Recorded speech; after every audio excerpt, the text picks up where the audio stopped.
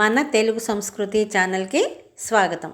బాలలు, ఈరోజు మనం 10వ తరగతి తెలుగు పాఠ్యాంశం 6వ పాఠం ప్రకృతి సందేశం గురించి ఇప్పుడు తెలుసుకుందాం. దీనిని రచించినది వైసివి రెడ్డి గారు. ఇక్కడ చదవండి, ఆలోచించి చెప్పండి అనే శీర్షికలో ఒక శీర్ష పద్యాన్ని మనకి ఇచ్చారు. అది ఇప్పుడు చూద్దాం. కోడి కుంపటి దింపుకొని పిల్లలను పిలిచి కొసరి గింజయలేరు కొనుట నేర్పు. ఈనక మున్నె మృగభామ పిల్లకు వెనువెంట చెంగులు బెట్ట నేర్పు. ముందు బుట్టిన తీవె పందిరికెగబ్రాకి పసి తీవెయకు వెంట బ్రాక నేర్పు. నడువ నేర్చిన బిడ్డ బుడత తమ్ముని బ్రేమ నడుగులో నడుగులేయంగ నేర్పు. ప్రకృతి సర్వంబుని గురుత్వంబునందు లీనమయ్యున్నయది నీవు లేని సీమ. దీపమెత్తని వ్యర్థ మందిరము సుమ్మి ప్రాభవం బోయి నీ నోటి వాక్యమునకు. ఈ పద్యం ఖండకావ్యం అనే గ్రంథంలో నుంచి గుర్రం జాషువా గారు రచించినటువంటి పద్యం. ఈ పద్యభావం చూద్దామా ఇప్పుడు. కోడి కుంపటి దింపుకొని పిల్లలను పిలిచి కొసరి గింజియ లేరు కొనుట నేర్పు. అంటే ఇక్కడ కుంపటి దగ్గర కూర్చుంటే వెచ్చగా ఉంటుంది. కుంపటినే బొగ్గులు పొయ్యి అని కూడా అంటారు. ఇది పూర్వకాలం ఉంది. ప్రస్తుత కాలంలో అయితే చాలామందికి అసలు తెలియని కూడా తెలియదు. అలా కోడి ఏం చేస్తుందంటే కుంపటి దగ్గర ఉంటే ఎలా వెచ్చగా అయితే ఉంటుందో అలాగే తన పిల్లల్ని తన రెక్కల చాటున వెచ్చగా అట్టిపెట్టుకుని కాపాడుకుంటుందన్నమాట. అలాంటి కోడి తన పిల్లలకు గింజలు ఎలా ఏరుకుని తినాలో నేర్పిస్తుంది. అలాగే ఈనక మున్నే మృగభామ పిల్లకు వెనువెంట చెంగులు బెట్ట నేర్పు. అంటే ఇక్కడ మృగభామ అంటే ఆడజింక. అక్కడ చిత్రంలో మనకి కనిపిస్తోంది కదా, ఆ ఆడజింక ఈనక మున్నే అంటే తన బిడ్డలకి జన్మనివ్వటంతో ఏం చేస్తుంది, తనకు పుట్టిన పిల్లలకు తనతో పాటు చెంగున ఎలా ఎగరాలో నేర్పిస్తుంది. అలాగే ముందు పుట్టిన తీవె అంటే తీగ అని అర్థం అన్నమాట. ముందు పుట్టినటువంటి తీగ తర్వాత పుట్టినటువంటి పసి తీగకు పందిరిపైకి ఎలా పాకాలో నేర్పిస్తుందన్నమాట. తర్వాత నడవటం వచ్చినటువంటి పెద్ద బిడ్డ అంటే అన్నయ్య అని అర్థం. ఇక్కడ తన తమ్ముడికి బుడత అంటే ఏమిటి, తనకంటే చిన్నవాడైనటువంటి తమ్ముడికి అడుగులో అడుగు వేస్తూ ఎలా నడవాలో నేర్పిస్తాడు. ప్రేమతోటి చిన్ని అడుగులేయటం నేర్పుతాడు. ప్రకృతి సర్వంబు నీ గురుత్వంబునందు. ఇక్కడ గురువుని ప్రకృతితోనూ ప్రకృతిని గురువుతోనూ పోల్చాడనమాట కవి. ఏం చెప్తున్నాడు, ప్రకృతి మొత్తం గురుభావనతో ముడిపడి ఉంది. ప్రకృతి అంతా మనం నేర్చుకోవాలే కానీ ఎన్నో విషయాలను మనకి నేర్పుతుందన్నమాట. ప్రకృతి మొత్తం గురుభావనతో నిండిపోయి ఉంది అంటే ముడిపడి ఉంది అని అర్థం. గురువులు లేని ప్రదేశం దీపం లేని ఇల్లు వంటిది. అంటే నీవు లేని సీమ దీపమెత్తని వ్యర్థ మందిరము సుమ్ము. అంటే గురువు లేని ప్రదేశం దీపం లేని ఇల్లు వంటిది. మన ఇంట్లో దీపం పెట్టుకోకుండా ఉంటే ఎలా ఉంటుంది, అంతా చీకటే కదా, మనకి ఏమీ కనిపించదనమాట. పక్కనే ఉన్న వస్తువు కూడా కనిపించదు. మనకి తెలుసు కదా, ఏదైనా మనకి కనిపించాలి అంటే దాని మీద వెలుతురు పడితేనే ఆ వస్తువు మనకి కంటికి కనిపిస్తుంది. అలాగే గురువులు లేని ప్రదేశం దీపం లేని ఇల్లు వంటిది అని చెప్పి ఇక్కడ కవి పోల్చాడనమాట. తర్వాత ప్రాభవం పోయి నీ నోటి వాక్యమునకు. ప్రాభవం అంటే ఏమిటి, ఘనత లేదా గొప్పతనం. గురువుల నోటి మాటలకు చాలా గొప్పతనం ఉంది అని చెప్పి ఇక్కడ కవి ప్రకృతిని గురువుతో పోల్చి మనం ప్రకృతి నుంచి చాలా సందేశాలను నేర్చుకోవచ్చు అనేదే కవి యొక్క భావన అన్నమాట. పద్యం భావం తెలుసుకున్నాం కదా. ఇప్పుడు దానికి సంబంధించిన కొన్ని ప్రశ్నలు ఇక్కడ ఇచ్చారు, వాటికి జవాబులు చెప్పుకుందాం. పై పద్యంలో కవి దేనిని గురించి చెబుతున్నారు? దేని గురించి చెప్తున్నారు? మనం ప్రకృతి నుంచి నేర్చుకోవచ్చని, అలాగే ప్రకృతిలో ఉన్నటువంటి జీవులు కూడా ఒకదాని నుండి ఇంకొకటి నేర్చుకుంటాయని, ఇది ఒక అద్భుతమైనటువంటి ప్రక్రియ అని ఈ పద్యం ద్వారా కవి మనకి చెబుతున్నారు. రెండవ ప్రశ్న, ప్రకృతి ద్వారా మనం ఏ ఏ విషయాలు నేర్చుకోవచ్చు? అసలు ఇందాక చెప్పుకున్నాం కదా, మనం నేర్చుకోవాలే కానీ ఎంతైనా నేర్చుకోవచ్చు మనం ప్రకృతి నుంచి. ఇది ఒక అద్భుతమైనటువంటి పాఠశాల అన్నమాట. దాంట్లో పక్షులు, జంతువులు, చెట్లు, పెద్దలు, ఇలా ఒకటేమిటి, ప్రతిదాని నుంచి మనం జీవన నైపుణ్యాలు అనేటటువంటివి నేర్చుకోవచ్చు. ప్రకృతే మనకి గురువు లాంటిది అని అర్థం అన్నమాట. తర్వాత మూడో ప్రశ్న, విశ్వానికి గురువుగా దేనిని భావిస్తాము? చెప్పుకున్నాం కదా, ఇప్పుడు విశ్వంలో ఉన్న ప్రతి దానికి కూడా గురువు ఎవరు? ప్రకృతే. ప్రకృతి నుంచే మనం చాలా నేర్చుకోవచ్చు. తర్వాత ఈ పాఠం యొక్క ఉద్దేశం చూడండి. ప్రకృతి మానవునికి చక్కని పాఠశాల. ఇందాకే చెప్పుకున్నాం మనం, ప్రతిదీ కూడా ప్రకృతిలో ఉన్న ప్రతిదీ మనకి గురువే. ప్రతి దాని నుంచి మనం ఏదో ఒక విషయాన్ని నేర్చుకోగలుగుతాం అన్నమాట. అనాదిగా మానవుడు ప్రకృతి నుంచి ఎంతో నేర్చుకున్నాడు, నేటికి నేర్చుకుంటున్నాడు.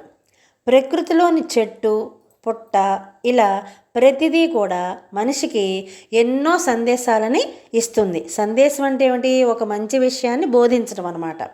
వాటిని విద్యార్థులకు తెలియచేయటం, ప్రకృతిని కాపాడుకోవాలి అని చెప్పటమే ఈ పాఠం యొక్క ఉద్దేశం.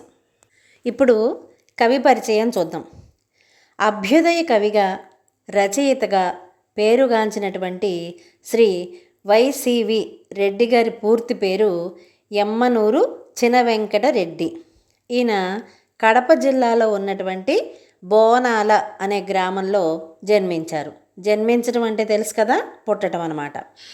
ఈయన తల్లిదండ్రులు లక్ష్మమ్మ, కొండారెడ్డి. వీరి రచనల్లో ముఖ్యమైనవి తొలకరి చినుకులు, మేనక, రంభ, సింధూర రేఖ, దక్షిణా నిలయం, వైజయంతి, పారిజాత మొదలైనటువంటి కావ్యాలు. ఈయన గట్టి గింజలు అనేటటువంటి కథల సంపుటిని కూడా రచించారు. ప్రస్తుతం ఇప్పుడు మనం చెప్పుకోబోయేటటువంటి పాఠ్యభాగం వీరి సమగ్ర సాహిత్యం నుండి స్వీకరించబడింది. వీరి జననం 26/3/1926 సంవత్సరంలో పుట్టారు. అలాగే మరణం 8/10/1989. ఈ పాఠ్యాంశం గేయ ప్రక్రియలో ఉంది. ఈ గేయ కవిత పాడుకోవటానికి, లయబద్ధంగా చదువుకోవటానికి వీలుగా ఉంటుందన్నమాట. గేయంలో లేదా గేయ కవితలో శబ్ద సంబంధమైన లయ ఉంటుంది. అందువల్ల ఇది గానయోగ్యంగా పాడుకోవటానికి వీలుగా ఉంటుందన్నమాట. గేయంలో మాత్రాగణాలు ఉంటాయి. మాత్ర అంటే ఏమిటి? క్షణకాలంలో పలకబడేదాన్ని, లేదా లిప్తపాటు కాలం లేదా చిటికి వేసినంత కాలంలో పలకబడే వాటిని మాత్రాగణాలు అని అంటారు. దీనిలో ఏ వస్తువునైనా సరే వర్ణించి చెప్పవచ్చు అన్నమాట. ఇప్పుడు గేయం చూద్దామా?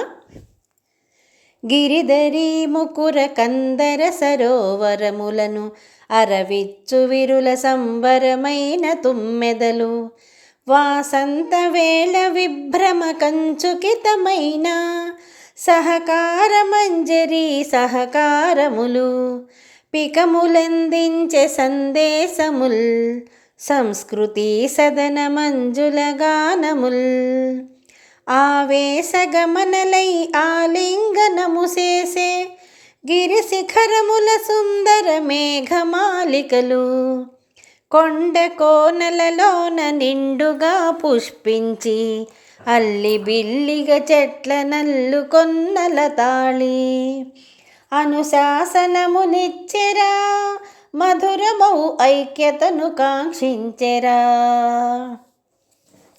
గగన కాంతకు వింత కాంతి కన్నుల నింపి పసరు రెక్కల విప్పువల రాజు తేజీలు, గుసగుసలతో కొమ్మ కొమ్మపై నివసించి ముక్కులా నించులకు ముకిపిట్ట దంపతులు, అనురాగ సందేశముల్ ప్రజలకై అందించే సాకూతముల్.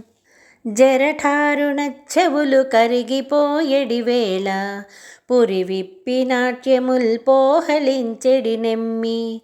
పైనుండి మలకలై పారుసెల కన్నెలకు ఆట పాటల నేర్పు అలసమౌ తెమ్మెరలు. సమయ దీక్షలనిచ్చెను స్వేచ్ఛకై సమత మమతల తెచ్చెను. సమయ దీక్షలనిచ్చెను స్వేచ్ఛకై సమత మమతల తెచ్చెను. కష్టపడి నష్టపడి కలసి కట్టుగా నడచి తిండి గింజల తెచ్చి తీరు చీమలబారు. పువ్వు పువ్వున వ్రాలి పూదేనెలందెచ్చి పొరుగు వారికి పంచిపోవు తేనీగలి. క్రమశిక్షణలనిచ్చెను దీక్షతో కలసి నడువగా చెప్పెను. క్రమశిక్షణలనిచ్చెను దీక్షతో కలసి నడువగా చెప్పెను. కొండనెత్తాలలో కోనలోతులలోన ప్రభవించి పుంజుకొని పల్లవించిన కావి.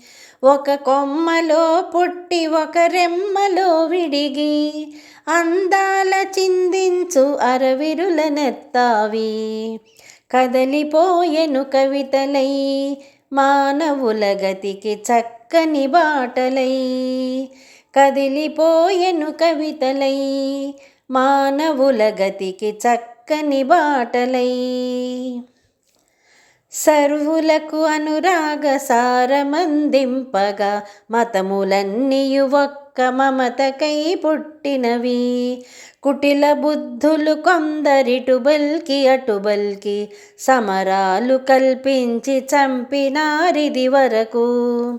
సాగిపోయిన జిత్తులు ఇకపైన సాగనీయము ఎత్తులు. సాగిపోయిన జిత్తులు ఇకపైన సాగనీయము ఎత్తులు. నింగిపై జీరాడు నీలి నీడలలోన గాలిలో అందాలు కలబోయు పక్షులకు.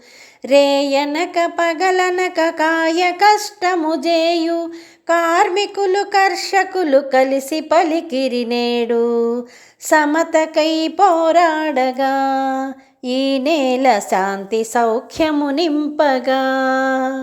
సమతకై పోరాడగా ఈ నేల శాంతి సౌఖ్యము నింపగా.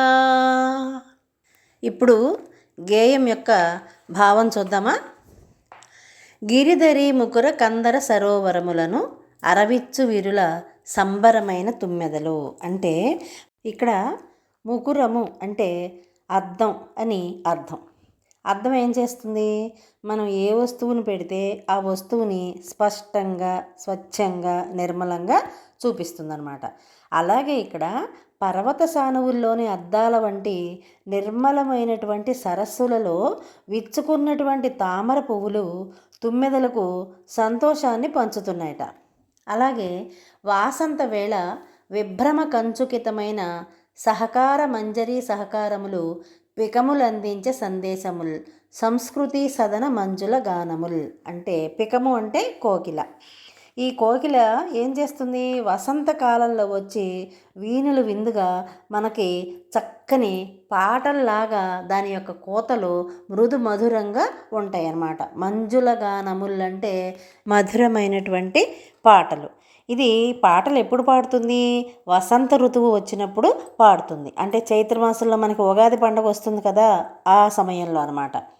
అప్పుడు ఈ మామిడి చెట్లు ఏం చేస్తాయట? కోకిల కోసం దాని యొక్క లేత చిగుర్లను అంటే మామిడి చిగుర్లను అందిస్తాయట కోకిలకి. మనకి ఒక కవి పాట కూడా రాశాడు దీని మీద. ఏమని? సీతామహాలక్ష్మి అనే సినిమాలో ఒక పాట ఉందన్నమాట.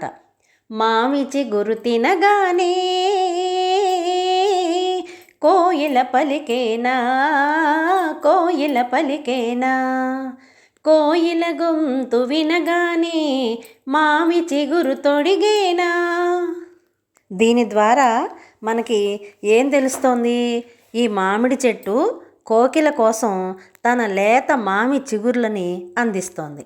అంటే ఇక్కడ తామర పూలేమో తుమ్మెదలకు సంతోషాన్ని కలగజేస్తున్నాయి, మామిడి చెట్టేమో కోకిల కోసం మామి చిగుర్లని అందిస్తోంది. ఇలా ఒకరికొకరు సహకారం అందించుకోవటం, సహాయం చేసుకోవటమే మన యొక్క సంస్కృతి అనే గొప్ప సందేశాన్ని మనకి ఈ తామరలు, కోకిల, మామిడి చెట్టు ఇవన్నీ ఇస్తున్నాయన్నమాట. తర్వాత ఆవేశగమనలై ఆలింగనము చేసే గిరి శిఖరముల సుందర మేఘమాలికలు. ఇక్కడ మేఘమాలికలు అంటే మేఘాలు, మేఘములనేది మాలికలు అని అర్థం అనమాట. సుందరమైన అందమైనటువంటి మేఘాలు ఏం చేస్తున్నాయట? తమని తాము మరిచిపోయి ఆలింగనం చేసుకుంటున్నాయట గిరి శిఖరాలని. గిరి అంటే పర్వతము, శిఖరములు, గిరి పర్వతముల యొక్క శిఖరాలని ఈ సుందరమైనటువంటి అందమైనటువంటి మేఘాలు కౌగిలించుకుంటున్నాయట. కొండ కోనలలోన నిండుగా పుష్పించి అల్లి బిల్లిగా చెట్ల నల్లుకొన్న లతాళి. ఇక్కడ లతాళి అంటే లత ప్లస్ ఆళి, పూలు పూచినటువంటి తీగల సమూహము అని అర్థం అనమాట. అక్కడేమో మేఘాలు పర్వత శిఖరాల్ని కౌగిలించుకుంటుంటే, ఇక్కడ కొండ కోణంలో పూలు పూచినటువంటి పూల తీగలు ఉంటాయి కదా, అవి చెట్లని అల్లుకుంటున్నాయట. అంటే దీన్ని బట్టి మనం ఏం తెలుసుకోవాలి? మానవులు కూడా ఐకమత్యంతో కలిసిమెలిసి ఉండాలి అనేటటువంటి గొప్ప సందేశాన్ని ఈ మేఘాలు, ఈ పూచిన తీగలు మనకి అందిస్తున్నాయి అన్నమాట. అనుశాసనములిచ్చెరా మధురమౌ ఐక్యతను కాంక్షించరా. ఇందాక చెప్పుకున్నాం కదా, అందరూ కలిసిమెలిసి ఉండాలి అనేటటువంటి సందేశాన్ని ఈ మేఘాలు, ఈ పూలతలు మనకి ఇస్తున్నాయన్నమాట. తర్వాత గగనకాంతకు వింత కాంతి కన్నుల నింపి పసరు రెక్కల విప్పు వలరాజు తేజీలు. గుసగుసలతో కొమ్మ కొమ్మపై నివసించి ముక్కులానించు లకుముకి పెట్ట దంపతులు. అనురాగ సందేశముల్ ప్రజలకై అందించే సాకూతముల్. ఇక్కడ వలరాజు అంటే మన్మధుడు అనమాట. ఆ మన్మధుడి యొక్క వాహనం ఏమిటి? రామచిలుక. ఆ రామచిలుక ఎలా ఉంటుంది? ఆకుపచ్చ రంగులో ఉంటుంది కదా. పసరు రెక్కల విప్పు వలరాజు తేజీలు.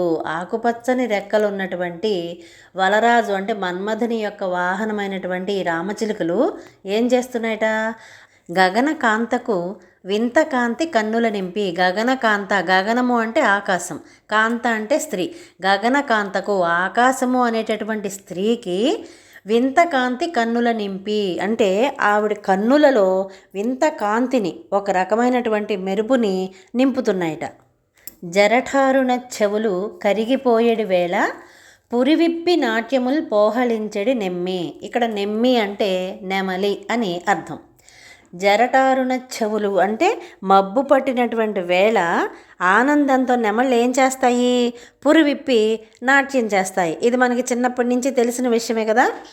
అలాగే పైనుండి మలకలై పారు శలకన్నెలకు ఆటపాటల నేర్పు అలసమౌ తెమ్మెరలు.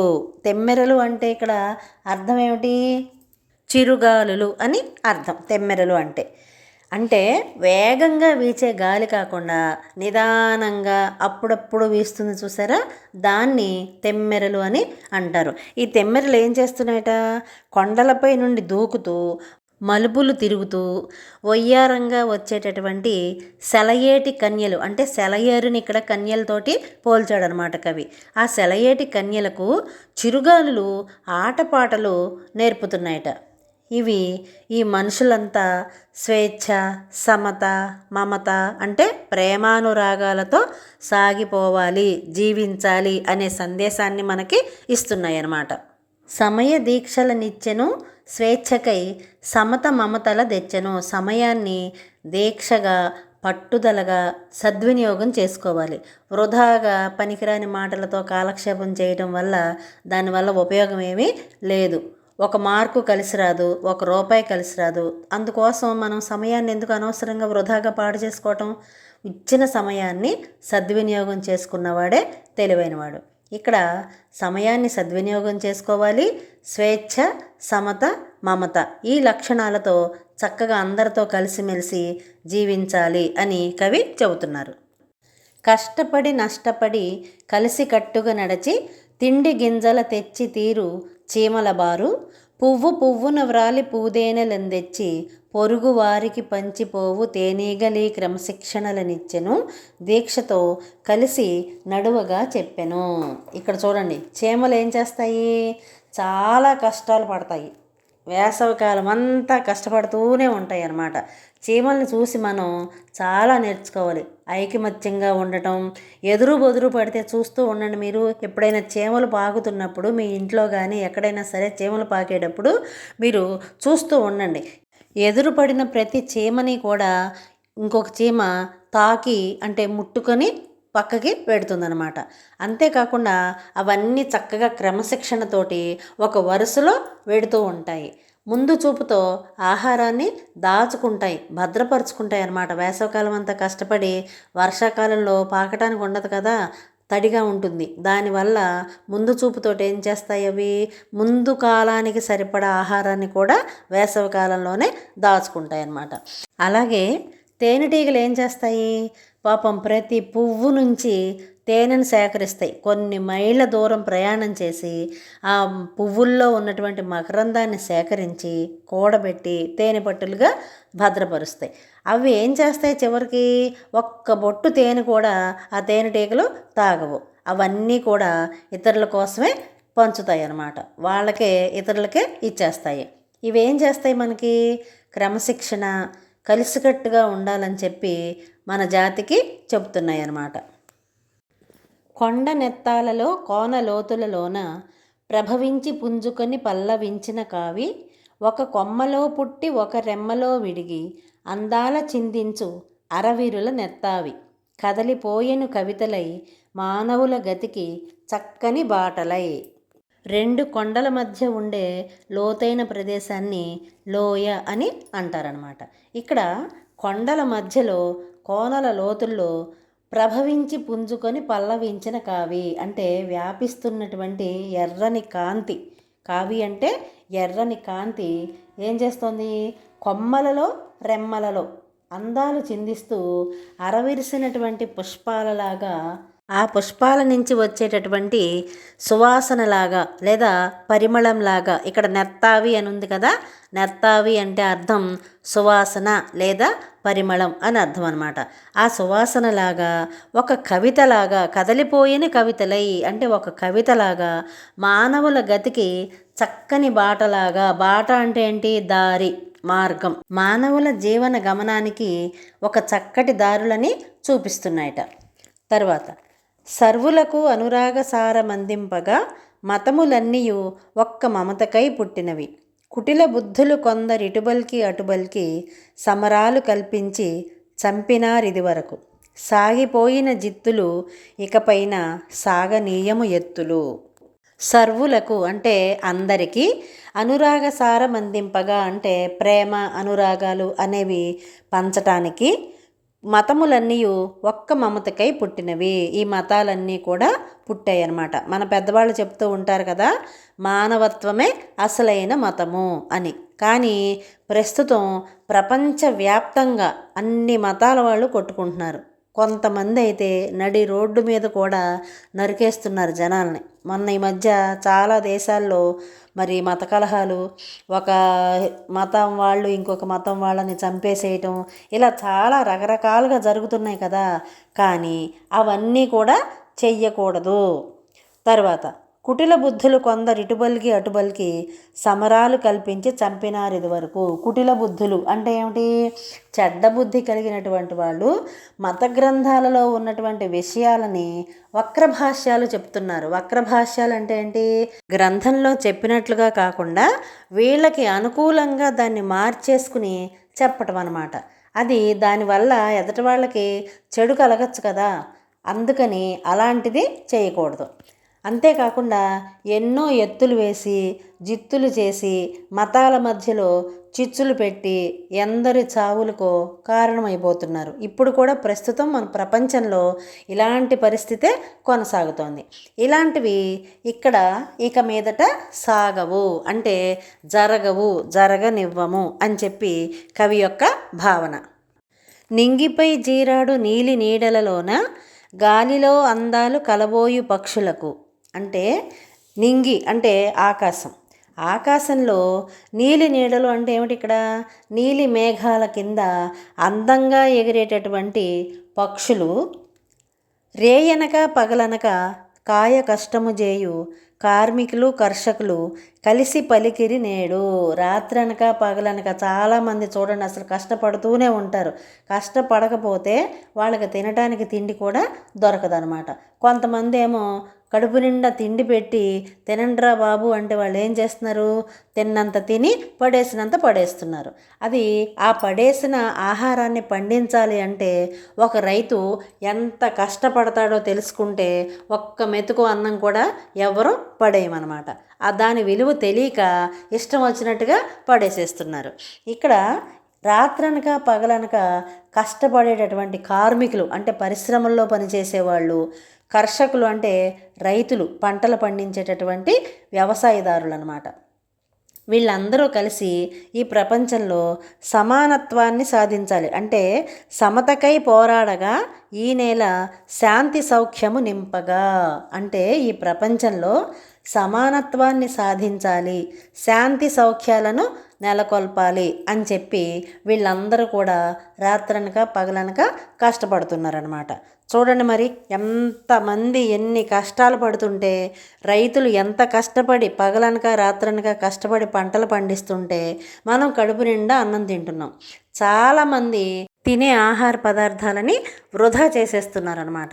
మనకి ఎంత కావాలో అంతే పెట్టించుకుని కడుపు నిండా తినాలి. అంతేకాని ఉంది కదా అని చెప్పి పెట్టించేసేసుకుని తిన్నంత తిని పారేసినంత పారేయటం వల్ల ఎవరికి లాభం, ఎవరికి ప్రయోజనం? రైతు ఎంత కష్టపడితే ఆ పంట పండుతోంది, మనం భోజనం చేస్తున్నాం.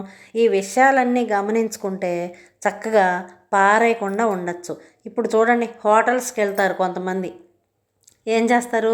అన్ని ఆర్డర్లు పెట్టుకుంటారు, తినేసేసి సగం సగం ఆ పళ్ళల్లోనే వదిలేస్తూ ఉంటారు. అట్లా కాకుండా దాన్ని ఎవరికైనా ఇస్తే వాళ్ళు తింటారు కదా ఎంగిల్ చేయకుండా. వృధాగా పారేసుకోవటం వల్ల ఉపయోగం ఏముంది? ఏమీ ఉండదు. ఆహార పదార్థాలన్నీ వృధా అయిపోతాయి అన్నమాట. వాళ్ళ కడుపు నింపుకుని మిగిలిన వాళ్ళ కడుపు నిండటానికి అవకాశం లేకుండా కొంతమంది అలా పారేస్తూ ఉంటారనమాట. ఇక్కడ కవి ఏం చెప్తున్నారు? కష్టపడే వాళ్ళ కష్టానికి గుర్తింపునివ్వాలి, సమానత్వాన్ని సాధించాలి, ఈ ప్రపంచంలో శాంతి సౌఖ్యాలని నెలకొల్పాలి అనేటటువంటి కవి యొక్క ఆశయాన్ని మనందరం కూడా ఖచ్చితంగా పాటించి తీరదాం. దీన్ని బట్టి మనకి ఏమర్థమవుతోంది? ప్రకృతిని మనం జాగ్రత్తగా కాపాడుకుంటే ప్రకృతి కూడా మనల్ని జాగ్రత్తగా చూసుకుంటుంది. ఒకవేళ మనం ప్రకృతిని నాశనం చేసామనుకో, అంటే అడవుల్ని నరికేసేయటం, అడ్డం వచ్చిన చెట్లను కొట్టేసేయటం, చెరువులకి గట్లు సరిగ్గా వేయకపోవటం, ఇలాంటి తప్పిదాలు ఎన్నో చేస్తున్నారు మానవులు. ఇక నుంచి అలాంటి తప్పిదాలు చేయకుండా ఉంటే మనందరికీ మనుగడ బాగుంటుంది. ఇప్పుడు మనం చూశారు కదా, వరదలు వచ్చినప్పుడు బుడమేరు పొంగి మొత్తం గట్లు తెగిపోయి విజయవాడలో కొన్ని ప్రాంతాలన్నీ నీట మునిగిపోయినాయి. దానికి ప్రజలందరూ కూడా ఎన్ని కష్ట నష్టాలు అనుభవించారో మనం ప్రతిరోజు టీవీలో వార్తలు చూసి తెలుసుకుంటున్నాం. అలాంటి పరిస్థితి రాకుండా ఉండాలి అంటే మనందరం జాగ్రత్తగా ప్రకృతిని కాపాడుకోవాలి. అదొక్కటే మార్గం. ఇక్కడ కవి కూడా మనకి అదే సందేశాన్ని ఇస్తున్నారనమాట. ప్రకృతి సందేశం అంటే ప్రకృతి మనకిచ్చేటటువంటి సందేశం అదే. నన్ను జాగ్రత్తగా చూసుకోండి, నేను మిమ్మల్ని జాగ్రత్తగా చూసుకుంటాను అని ప్రకృతి మనకి చెబుతోందనమాట. గేయం భావం రెండు అర్థమైనాయి కదా.